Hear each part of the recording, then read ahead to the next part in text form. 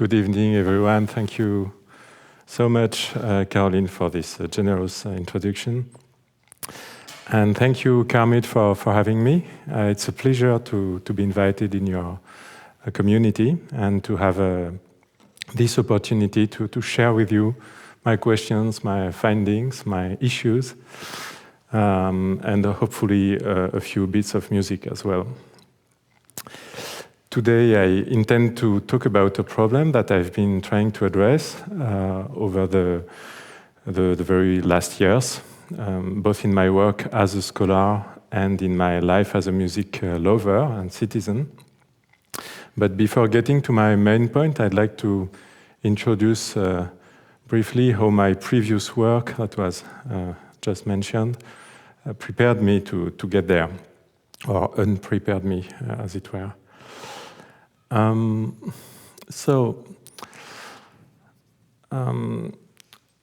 At the beginning of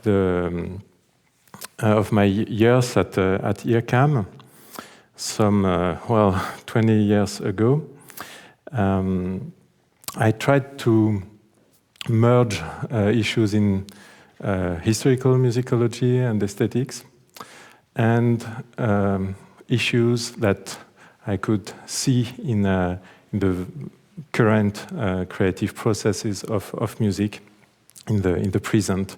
And to this aim, I had to merge also methodologies from history and philology and methodologies from social sciences and humanities at large. So I called that Musicologie de terrain sometimes, field-grounded musicology, or situated empirical musicology. Empirical because it relied on tangible and documented evidence, retrieved from first-hand observations or interviews of musicians, as opposed to criticism based on score reading and the public discourse of musicians. And situated because it focused on non-replicable events viewed through the lens of cultural situated cognition and action. Seminal in this regard was the in-depth study of the work of one composer whom you know well here, Philippe Leroux. He just had composed his piece Voirex for voice and electronics and ensemble. And with my colleague Jacques Thereau, and in tight cooperation with Philippe, we had him reenact virtually every action or decision that had left traces on his on paper, on his laptop, or in his own memory. And this study then became longitudinal. We focused on other works, especially through a kind of step-to-step live analysis of the making of his subsequent big piece called Apocalypsis 2 years later. And then this method was applied to other objects. And then we were building up a kind of musicology of production as opposed to musicology of the products of the we tried to find what's behind the works, the output, the result, and we focused more on the practices and the processes and the ongoing actions that that create music, that make music. So we applied this way of thinking to many different objects, and there was always a strong focus on contemporary music, and especially on the music that we could study at IRCAM or based at IRCAM. But there was also always a historical perspective to it, and this notion that a problem that you meet in the writing of a score, a musical score, perhaps can be traced back to issues that developed over a long time span and not only the moment where you're looking at it. When I was preparing this conference, I started to wonder, well, behind the epistemological framework that gives its unity to what I've been doing as part of Analyse des pratiques musicales. Is there kind of a common ground or theme or thread that would go throughout my individual contributions to this group work?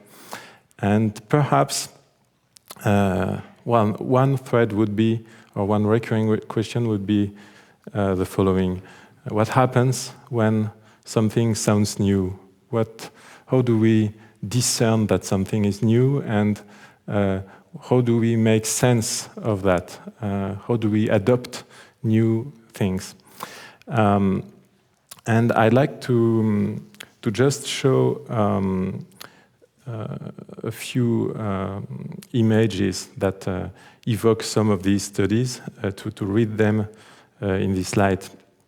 I started by working on listening guides in the late 19th century with Rémy Campos. People were struggling with Wagner's music. It was very hard to grasp. Operas were long, were complex, many themes, and they really had to create sort of books that would be helps to the concert goer, or tools for the preparation of the listening. That was to attune to novelty. Schoenberg and other musicians established societies for concerts, but Schoenberg did work on a very specific formula that was asking people to buy tickets and not knowing what they had to listen, and they could find themselves in the situation to listen to something that they had already listened in the same concert or in the same series, because he considered that repeated listening was necessary for complex work. This way of thinking probably appealed to me also because it thematized this issue of newness and how we cope with that. I also worked on performance analysis.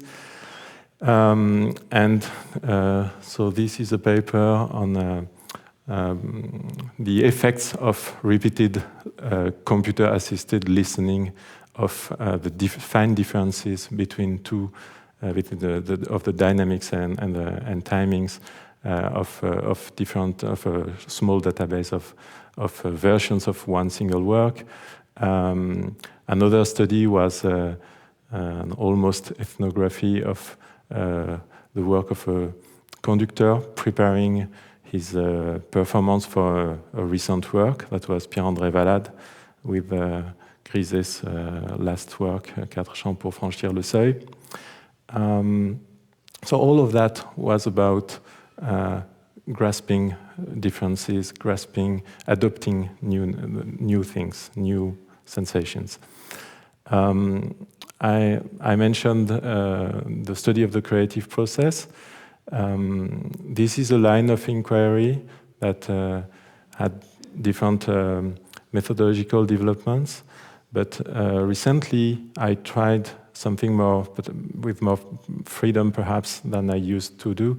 In a book-length interview with Georges Apergis, I asked him to draw how he manages surprise and eruptions in a musical form. So he explained really what he pays attention to in order to build up something that surprises him, and how then he tries to keep that in writing. Newness again. It's also an issue. It's not only an issue of production, of doing something new. It's also an issue of perceiving that something new occurred. Composers, for instance, would get back to their music by listening to it, played by performers, but perhaps also by doing analysis on their own work.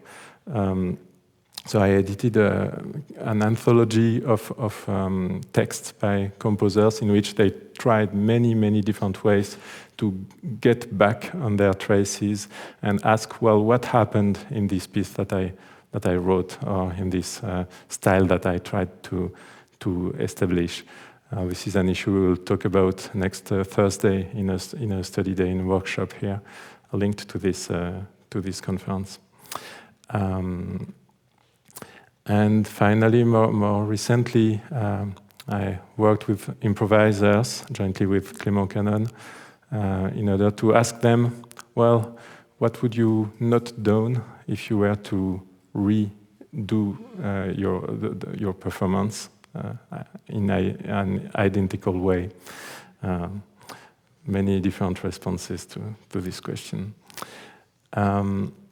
So all of that, or almost all of that, was done during my tenure at CIRMMT until 2021. And as Caroline mentioned, I'm now professor in another context,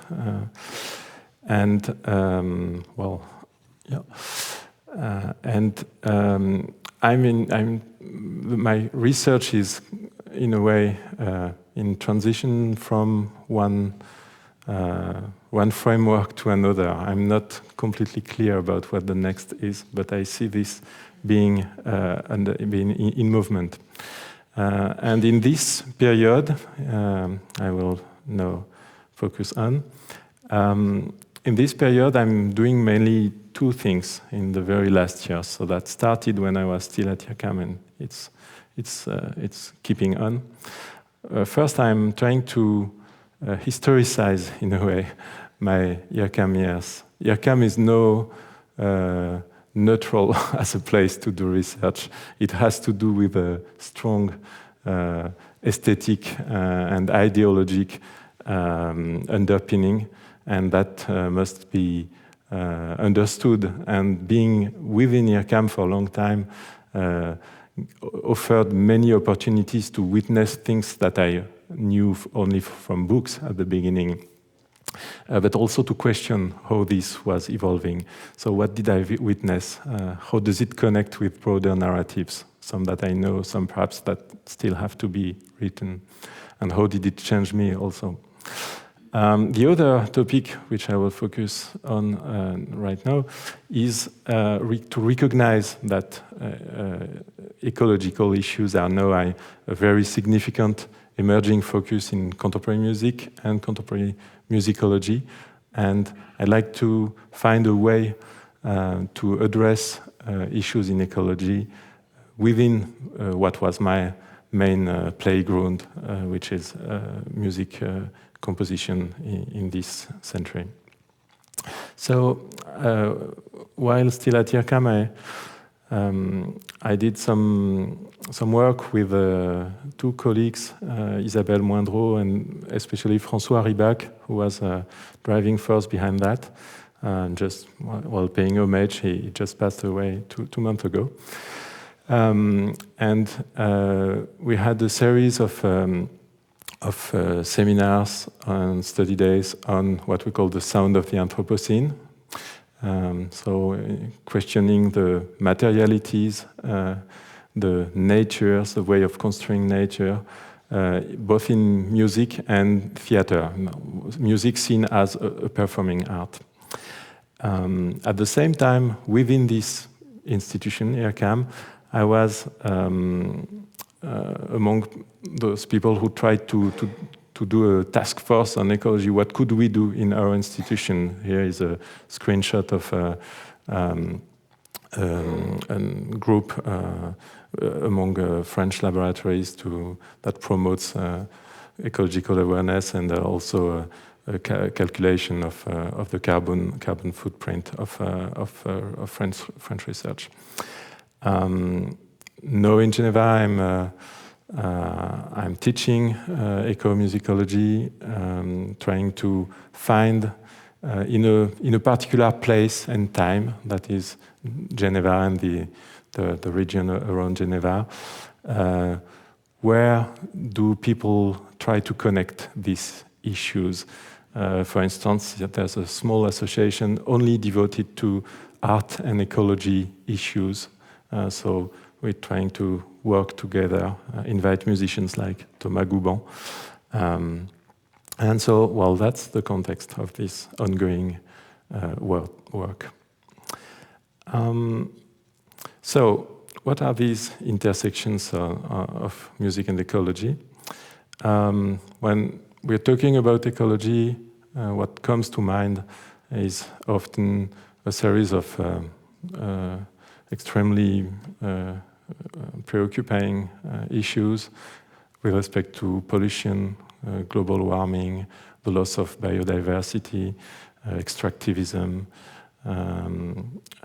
Well, I don't dare to talk about ice melting today because we are receiving this vortex, this Arctic vortex in Montreal. But well, that's a huge issue, if I'm not joking. So that's the first thing that comes to mind, the environmental crisis. But then ecology has three main domains of meaning. It's a branch of biology that was really like a program from a biologist in the 19th century, Hans Haeckel, who defined it as this science of the joint evolution of living organisms and their environment. Then it's also a broad interdisciplinary field in the humanities and social sciences, eco-criticism in literature and other arts, ecosophy or philosophical ecology, environmental humanities are the names of this nexus.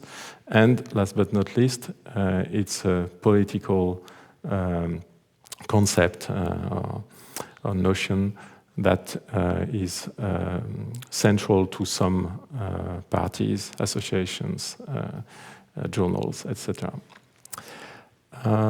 Then, where does it intersect with music? When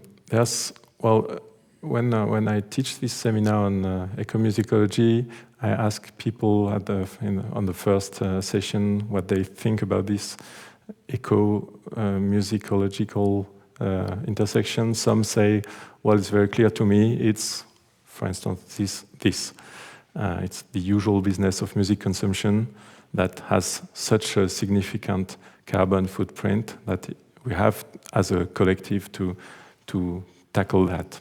And other members of the audience would say, well, I don't see any connections. That's why I come to this seminar, and I don't know if I will stay for the next sessions. So it's my job to convince them that yes, well, there are intersections. So here are other ones. Oh yeah, that's just an example of a collaboration between musicians, here Massive Attack, and academic research on how to modulate their footprint on tour, especially. Another intersection would be the making of musical instruments and devices for listening or for creating music. It taps into natural resources in many ways, and we, as musicians and listeners, are dependent on a variety of matters, mineral and organic alike, and we are connected to those matters through our practice, through our choices with respect to our instruments, or objects, or tools for making music. Here's a recent overview of research in this field. Also, past and present musics relate to their environment in many ways. And we've always known that. I mean, Messiaen and birdsong, singing nature. Well, but it's a huge thing if you look at the music history through the lens of how they construct nature, how they relate to entities that they call nature. Then it's quite broad, and this is something that is investigated by eco-criticism. Some musicians today, performers, composers, sound engineers, would respond actively to the ecological crisis as they perceive it within their works, within their working methods, through political claims. So they use, in a way, their music as a way to address ecological crisis. And finally, we have in music a long-standing tradition of questioning ecology in sound. Obviously, it's not here in Canada that I would teach that to you at all. That's the tradition of the World Soundscape Project, Murray Schafer, Westerkamp, Truax, all these people. Okay, so these are the main intersections, and I will focus more on the fourth, as you may understand. Here is just a short definition of ecomusicology. It's very recent, eco-critical musicology or ecomusicology. It's this notion that has no more than 20 years. And well, so that's perhaps the up-to-date definition. Scholars in this field consider sound music and musicking in ecological contexts and deal with matters of environmental justice, biodiversity, and ecological crises, including climate change, pollution, habitat degradation, and mass extinction. So this is a list. It's not really a conceptual framework from which to work. And perhaps looking closely at how musicians work can help to really focus and select among this aggregate of notions.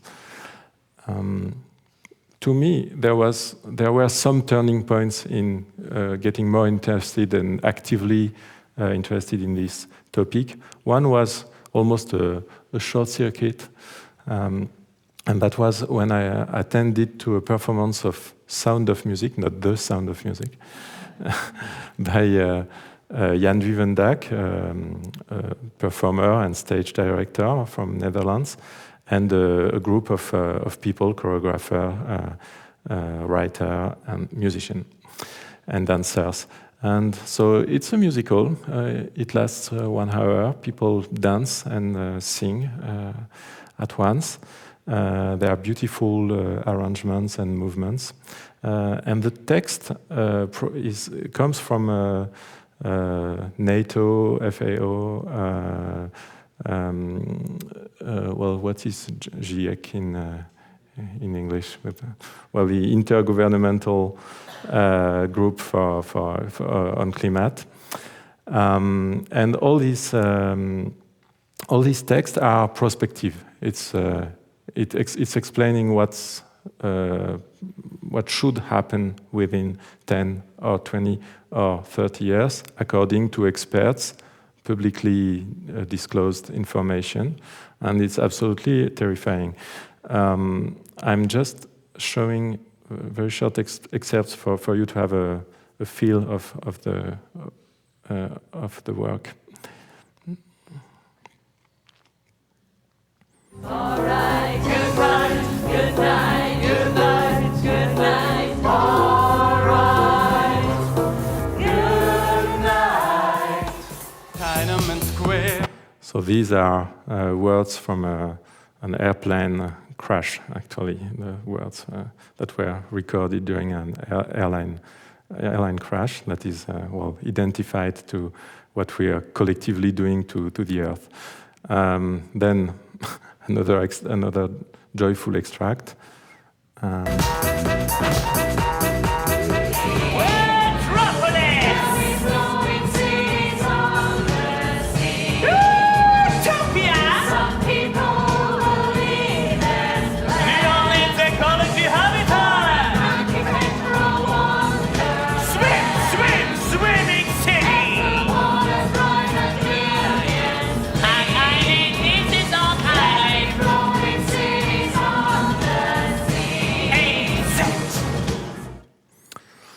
Well, so Dwivendak's piece catched very well some of the conflicting impulses and reflexes that I go through over and over, like many people, I guess. So that's, on the one hand, a strong drive toward understanding the current state of affairs, the data, the numbers, the facts, the projected scenarios for the next decades. And on the other hand, the desire to forget the disaster and to be absorbed in any kind of artwork, series, whatever, and if possible, something beautiful, joyful, gentle, easygoing, relieving. And the piece doesn't represent on stage the corresponding feelings that are awe, fear, sorrow, nostalgia, bewilderment, and so on. It just offers a mirror to one's own contradictions. So we just, these people who are dancing never express this kind of emotions. Here's the text that Duivendijk wrote to describe the piece, and he say, I'm observing global warming and the crisis all over around us and their effects on contemporary society. My impression is people don't want to see any longer pieces that have them think, reflect, that show the world, the complexity of the world, because it's too harsh. What does work are spectacular, light, virtuosic pieces. So he explains he did a musical because it's necessary to let things go as a citizen, but at the same time to say that it's well, I don't know how to translate that. It's a wrongdoing at the same time. So this contrast has been really engineered in a way by the music by Andrea Cera, who had the complex tasks to do something that is within the style of musicals, film music. He had a database of film musics that he chose, and he did a kind of pre-compositional mashup of all these elements, all these museums, in order to create something that on the surface is very close to the repertoire that is the inspiration, but at the same time create some form of unease and the feeling that something is ambivalent. So my takeaways after this, the shock of seeing that was, well, this is a specific work of art that was able to struck my mind with respect to a topic that I felt already familiar with, so it added something. The emotional and gestural power of music played a key role. And, well, I asked myself, would I see that kind of, would I have this kind of experience as part of the venues in new music where I'm used to listen to concert, to attend to concert. That was in 2015, so I would have reacted probably differently nowadays. But at the time, I couldn't relate what I saw that to experiences that I would do in Paris, Darmstadt, or wherever the new music scene develops. What would be, how would it sound, new music addressing these issues? Could one listen or attend to such a piece and understand that, well, it's dealing with ecological issues? Is it possible just to have that in the ear?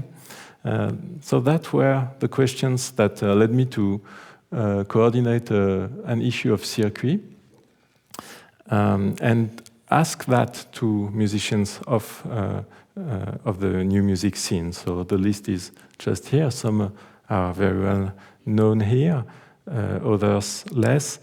And I'm just picking, well, 3 short examples, extracts from this. One is someone who is not in the issue. This person declined, turned down my invitation. But that's interesting as well. They said to me, well, that ecological awareness ignited changes in virtually every aspect of their daily life, from house cleaning, furniture, to traveling strategies. But then, when facing the score to be written for a new piece, that was another world. There was no connection, really, between the approach to ecology as a citizen and the approach to music writing. they couldn't really connect both. And in a way, that was not their will, but art was separated really from life in this case. And this is why they said, well, I don't want to write that publicly. Other people tried to find their way through my questions, and one is Fabien Lévy, who is an actor collaborator, I guess, so you may know him for his work on timbre and orchestration. He also wrote, well, it has some actuality, a paper called Fiddling While California Burns, against the big tours of symphonic orchestras among cities. And I asked him, well, you're deconstructing the way our musical world is functioning, but what about the impact on your own work? What does it change to your way of working? And he said, well, there's an inflection for me, and I'm getting toward an ideal that I could call the Indewu ideal, inspired by an instrument and a repertoire from Central Africa, Bambeleze culture. And it's a very, very rudimentary instrument with only one note, one pitch. And Simra Arom was among the people who shed light on this repertoire. And he says, well, the instrumentation is minimal, the possibilities for the composer are limited, but the music is extraordinarily rich with arithmetic complexity and timbre nuance. So that would be my ideal. If I try to translate that in ecological word, that would be degrowth. He would have a degrowth ideal within his own writing. And another approach would be that of Lee Barclay. Here an extract of her paper. I've grappled with the most effective ways my research and creative practice can be part of the solution. We need more effective ways to communicate about climate change and motivate communities to act. I've been inspired by artists who have approached this challenge and by the underpinning research that suggests the arts have a role to play. So she went from composing music to working with people among communities to develop musical projects that can become a soundscape composition and immersive environment for people to listen to their to recordings of endangered environment. So this would be art as a tool for social ecology. You see how different these ecologies can be, and that's what interests me, trying to chart the different ecologies that we are facing through the work of composers. I'm keeping on observing and asking musicians, especially composers, what they do, and I'm so I will now focus on other issues with a bit more detail. One is the issue of communicating climate change, signaling climate change. Well, there have been some projects, collaborative projects with musicians and researchers in climate or biology in order to sonify or musify data. There was a paper in the New York Times a few years ago that struck me. I thought, well, there's something happening here which is not that common, and that is also understandable for a large audience. I like this musification by Chris Schaaf from CIRMMT. So that was a collaboration with graduate students at Berkeley, and I'll just play a few excerpts. It's just like going through the 2 last centuries with data on carbon dioxide concentration, that is a continuous sound, a drone, and small notes, discrete notes that are the average temperature on Earth year per year.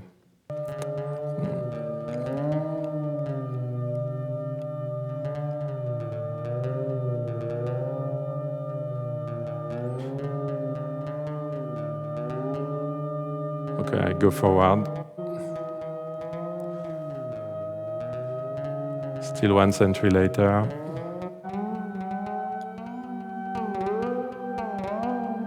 And the last decades.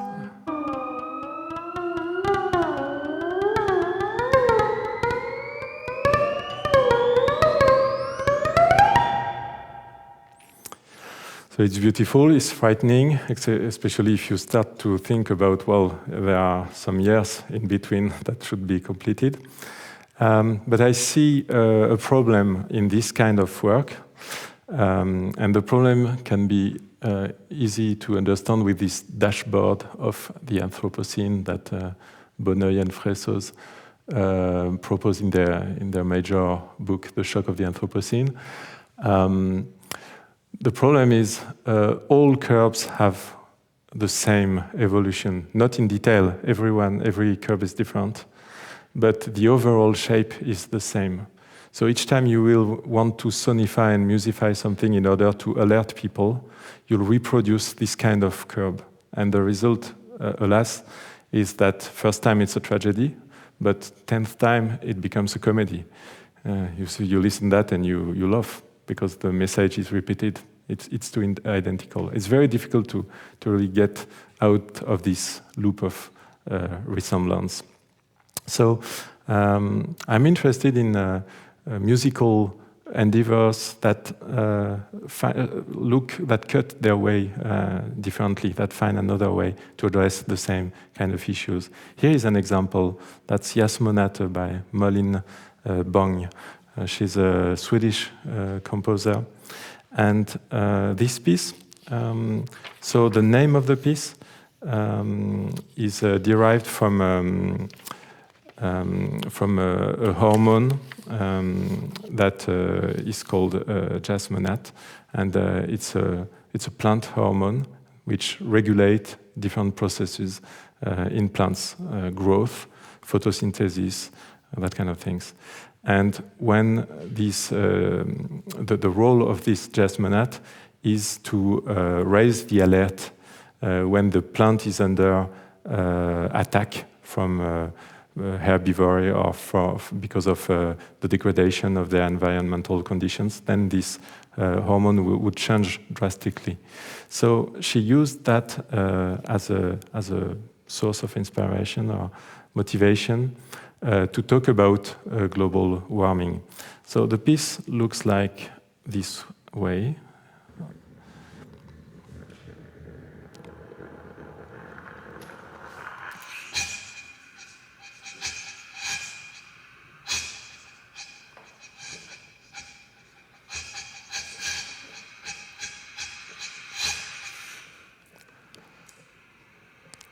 Very noisy, post-Lachenmannian kind of writing.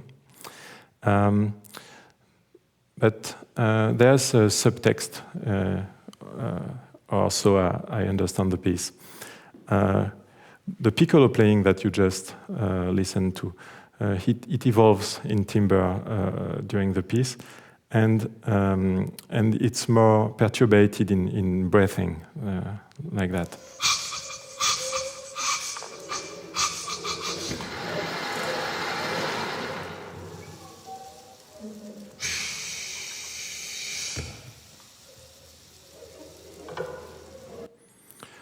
When you look at the piece or you listen to the piece, it evokes asphyxia. So, and the course of the piece is to show, well, plus 2 degrees, plus 4 degrees, plus 6 degrees. But it's not as if someone were saying, well, 2 degrees. It's very subtle in construction. At some point, there's a message that is said. People are talking about global warming with sentences, but look how it's displayed.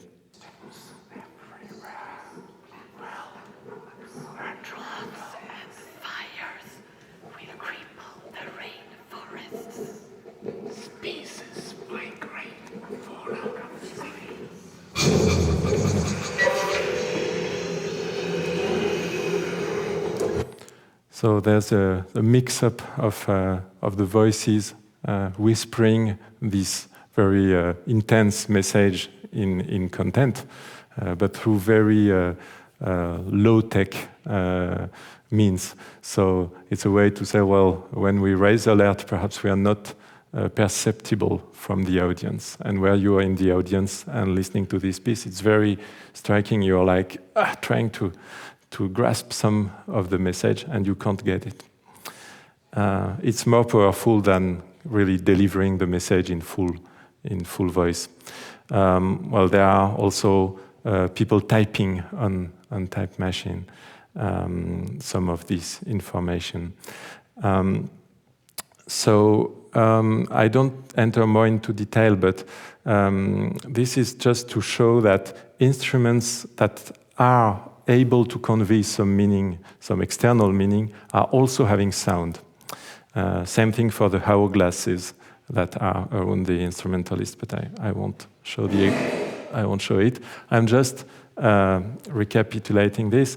There are dualities, like the flute is exploring timbral fingering issues, and at the same time, it's a staging of asphyxia. The writing tools, like there's also someone writing on pen on a percussion pad, so it's very noisy.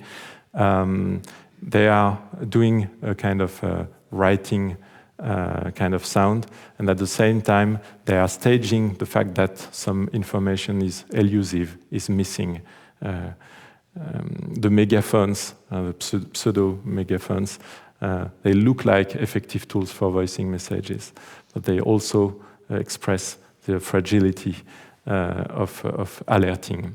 That's meaningful ambiguity, I would say.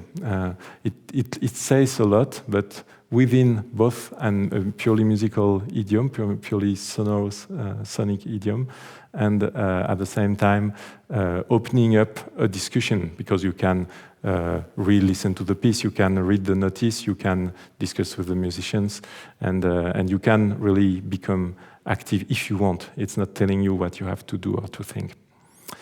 Another issue is time. We are living in the incommensurable. There's a perpetual urgency in which we are living. We have been said that we are going through every threshold of planetary limits every year right now. So we have to act very urgently, and at the same time, we find that very difficult on a global level to change the course of our ecological crisis. So there's a contrast, because the issues that are at stake can be counted in geological time. So be it nuclear waste or plastic or whatever, what we make has a very long life, and the consequences of what we are doing right now can be extraordinarily long-lasting. So we are becoming crazy about this extreme contrast between our part of the problem, like the end of the upper right of this graph, and all the layers of geological time that we don't really understand intuitively. Can music help for this? I'm not sure, but it can try. So there's a brilliant piece by Jennifer Walsh called Time, Time, Time. These are performers. The image displays the evolution of the geology of Earth. And on the right, you can see Timothy Morton, the famous ecological philosopher, who is doing meditation all over the piece. So it's a very different kind of temporality that is at stake at every moment of this piece. Sometimes the images are going very, very fast. You're being talked about a lot of information, and at the same time, yeah, there's this guy who is doing meditation. So it's a temporal millefeuille in perpetual disjunction. Human time is very present through objects that humans use. Galactic time is also present. You can see it modelized. Animal time is present. So all these times are all together. And when you enter a representation of the piece, they give you an ammonite, small prehistorical fossil. And so that's this paragraph. We invite you to hold it during the performance and take it home afterwards. So the piece goes also longer, lengthier than its nominal duration. To me, that's an example of a way to address this very deep and contrasting multiplicity of time. And it reverberates a way of thinking the ecology that the one of Tim Morton, who theorized this notion of hyper objects, these objects that are like oil, that are so big that we can't really figure out their repartition on Earth. And so that's a way to address also this ecology without nature that Morton developed. So first point on time. Second point on time, one can go beyond anthropocentrisms. You may be aware of Gérard Griset's time scales he was working with in the 80s. He said that he would compose within human time, the time of verbal expression. That's the first movement of Vortex Temporum. In whale time, so very much longer time, more time amplitude, which is also the time of sleep for us. That's the second movement, which explores, which is an adagio in a way. And then the birds or insect time, very, very quick, too quick for our decoding abilities. Griset was working with these 3 time scales, but perhaps we have to find new ones right now. Liza Lim did try that with her Extinction Events and Dawn Chorus, which is an ensemble piece of 2017. She asks about temporal attention spans and logics that are proposed in superhuman and ecological situations. And she asks how we culturally could really incorporate these time effects that we endure through that. And I'm just showing an example of one of her answers to this issue. She was inspired by the dawn chorus of fish, not of birds, as one could imagine. So fish who populate some coral reefs have an incredible sound. And here is an example.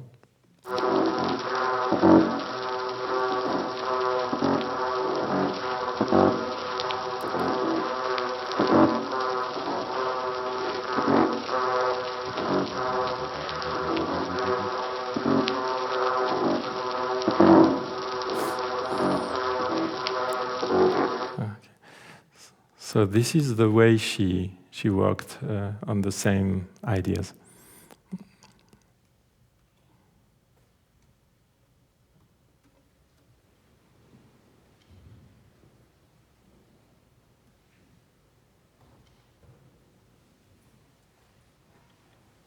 It starts very pianissimo, we go a bit later, yeah.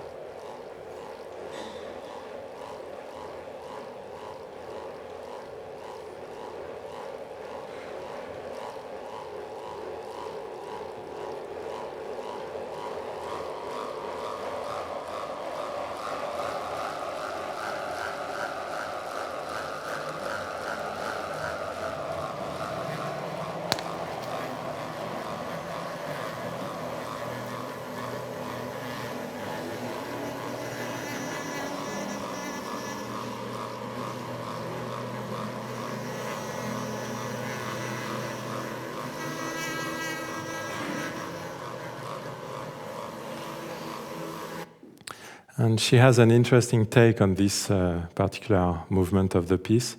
She writes, "The noise of droning, buzzing fish talk goes on. It's very deliberately boring, or seems to go on for far too long. This music is not for us, but for a different audience. There are faint traces of low, wavering sounds and grunts and eventually the piece ends with the contrabass sounding a low F below its normal playing range, etc., etc. But this notion that, well, perhaps we should be exposed to time scales that are slightly different from ours, and accept to feel a bit bored, but try to adjust our listening to the animal and not the other way around. That's really an interesting but risky compositional idea. So if I go back to Griset, in his very late text and interviews, Griset talked in a different way about the time scales that made him famous. And he said, well, I was obsessed by this idea of progressively arriving at composing music that could circulate through different time scales. But he talks about that like the past. And he's trying to broaden speculatively, unfortunately, his framework in this text, Le temps de le prendre, where he says that the artist should live in resistance almost absolute to the environment that this end of 20th century is giving to us. Paradoxically, it's these rhythms, that very rapid, fast rhythms, that nourish and inspire him. It is this world and no other that provokes his questioning. The response to the discontinuous flow of information will be music that rediscovers unity and continuity.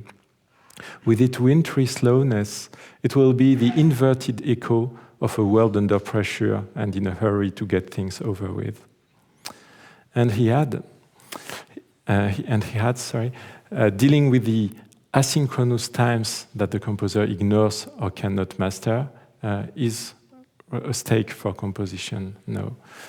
So what are these times? The time of each performer should be taken into account. The time of each listener, the time of sound resonance across the concert room, up to the time of planetary or galactic time. So he understood that he had to find his place as a composer within all these different layers or scales of time, and also recognize that most of them can't be mastered or influenced. The way he saw that was that working closely with this temporality could achieve a kind of synchrony point at some point. It could offer kind of fragmentary or rapidly going on a moment of alignment or resonance between these temporalities. This is where I feel we are far from the time of this text of Griset. What I see in the pieces that I showed you and the other pieces in the same, with the same kind of thought, it's that there is no point of synchronicity. There is no way to really find an harmonious place between all these layers of time. It's a time of being overwhelmed or asynchronous. Well, the last point is linked to the Liza Lim example in a way. It's about interspecific musicking. What I've shown until now, it's mainly working within the paradigm of score writing. It can be score writing that goes on other fields, but it's based, well, the conceptual and the conceptual work is done from within writing. This case is a bit different.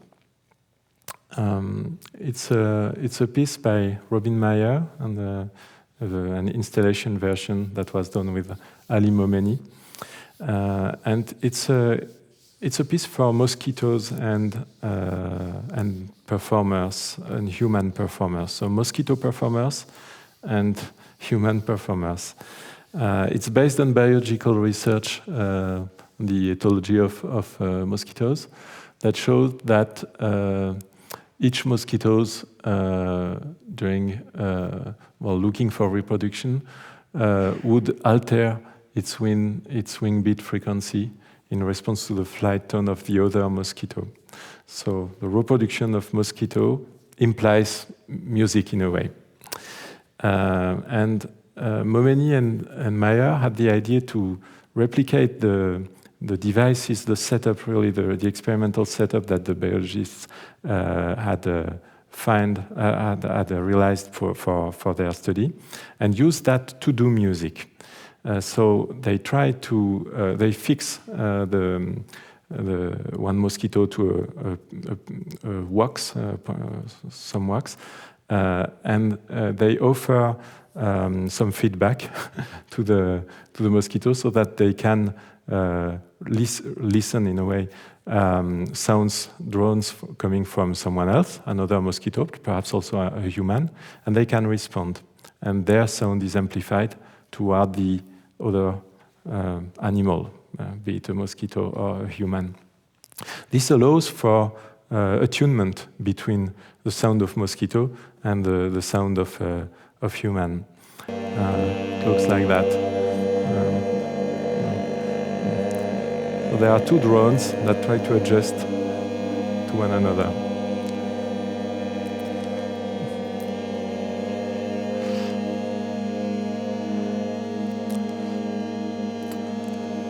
I had the opportunity to invite Robin with to do a concert version of this piece. So this is a performance with a martineau player and a drupad singer and 3 mosquitoes.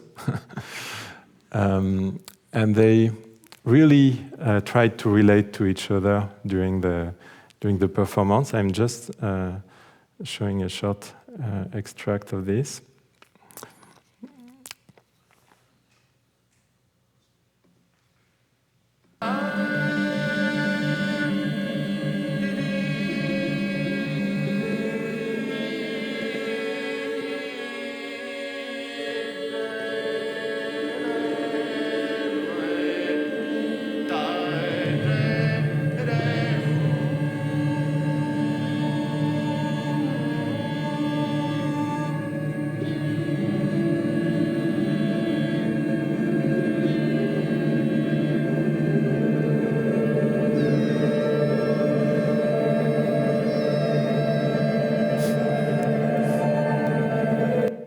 Okay, so you can see that the drupad singer is looking to the mosquitoes as well as the human. The mosquitoes are just around him, and he's trying to see which one is responding to him, and he's also looking at his human partner.